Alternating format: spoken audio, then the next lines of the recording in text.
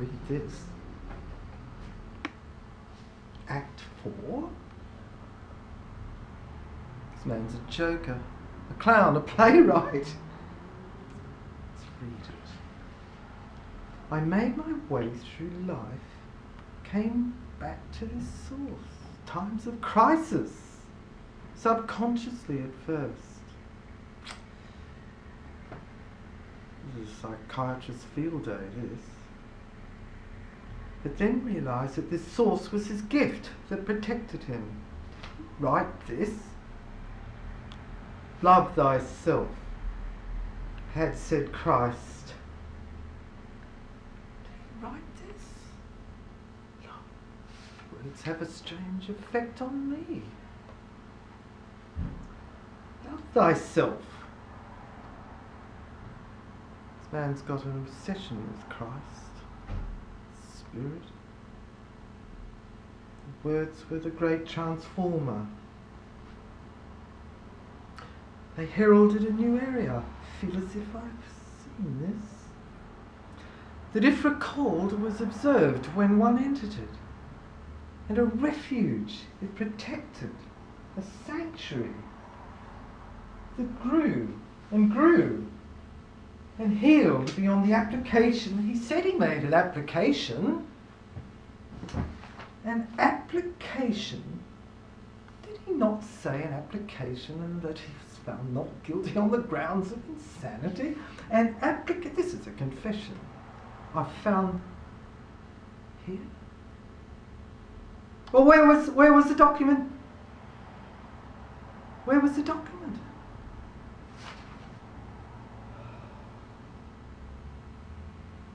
Healed.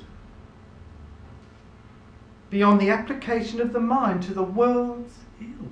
The world's ills. This man writes in symbols. The world's ills. The world is his own soul. Do you know, I once read 18 volumes of Carl Jung.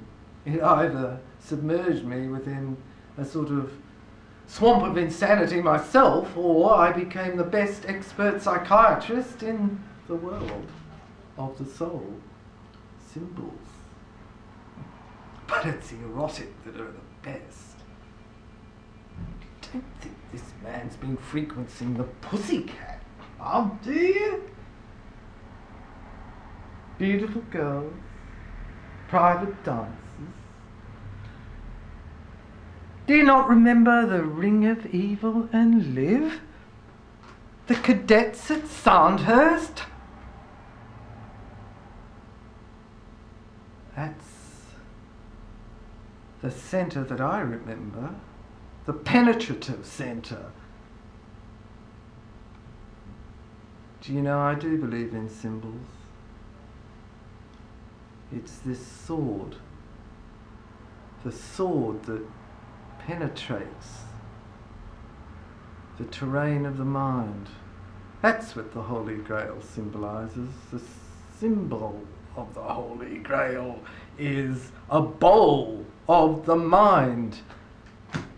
This bowl, do you not remember? Do you not remember? I photographed myself.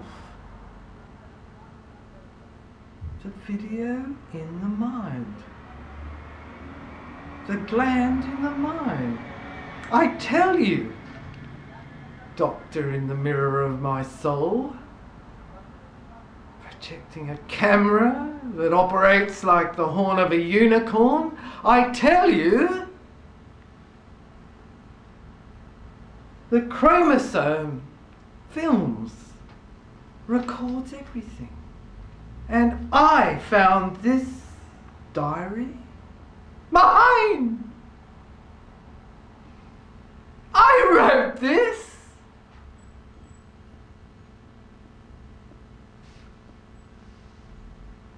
I had a blackout.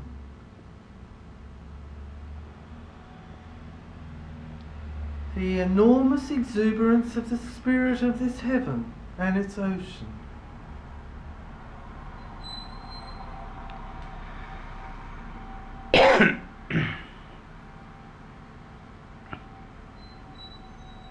The words were the great transformer, the herald, a new area.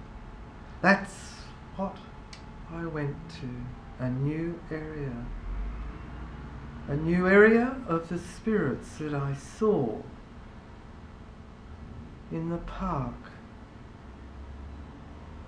when it crossed over Worthing and Cornwall, and I saw Louise, whom I had known, my girlfriend, in the cabin, the tower, the bunkhouse, where I had found the rose.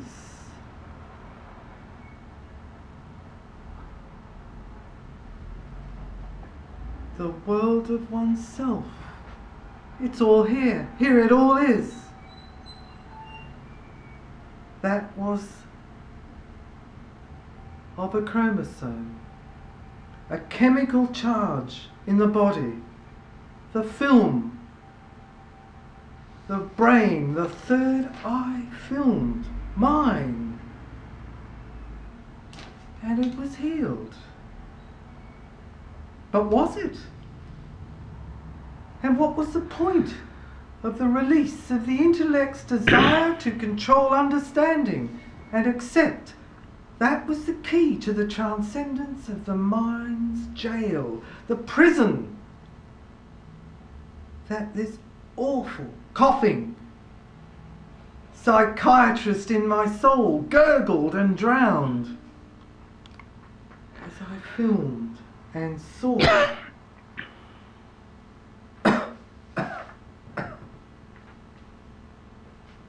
man who was mad. His Acadia dome, I called it. That's what I called the temple of his brain, his mind, where all this was recorded, all this inner diary, all this inner sound. The symbolic central lounge. All rites in symbols. Rites. The quest for the Holy Grail. I told myself that I had been on this quest for 40 years and had found just hell. And some comedy. There were some girls. There were lots of girls once. There were lots of girls once. But there was Louise.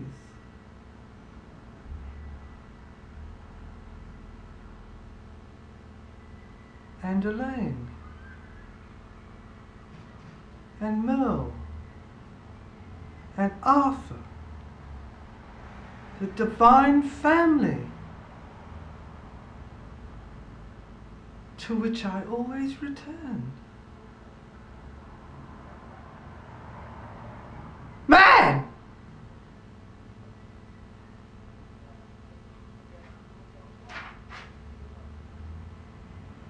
Do you think I love this citadel? It's the home of the mad. The Christ pirate that was taken down. For do you know, I tell you no lie,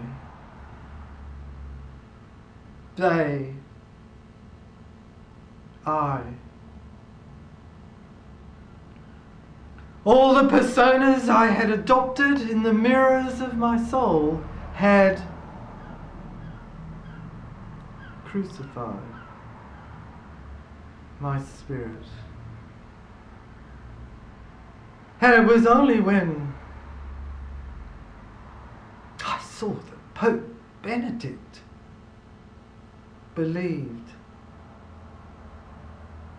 or at least so it was reported, expressed a belief in erotic, metaphysical poetry of the Germans. And Dostoevsky, that I found some relief.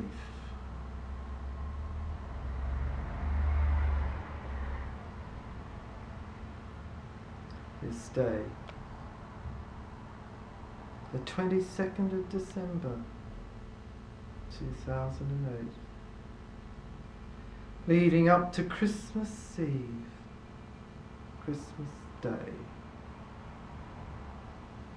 to rebirth, birth of Christ, and Magdalene. That's when I remembered. My hand, my fingers pricked. I found the key, the keys to this cell, out, in which I had been imprisoned and ostracized when I was a pilot of the Holy Grail that crashed. And I remembered. I found her brooch in my pocket, in my uniform of the RAF. Well, that's the insignature, I called it, a combination of insignia and signature, because it was my signature tune. It was my Moonlight Serenade. It was what Louise gave me that made my orchestra of the brain. It played. And on that day in 1944, I flew Zebra, the pilot of the Dam Busters squadron plane that disappeared over the dam, never to be heard again. But what event was recorded in this brain, and you have seen today? Well, that's where that plane went, that was never found again. No trace. It went to the northwest end, where the angels play.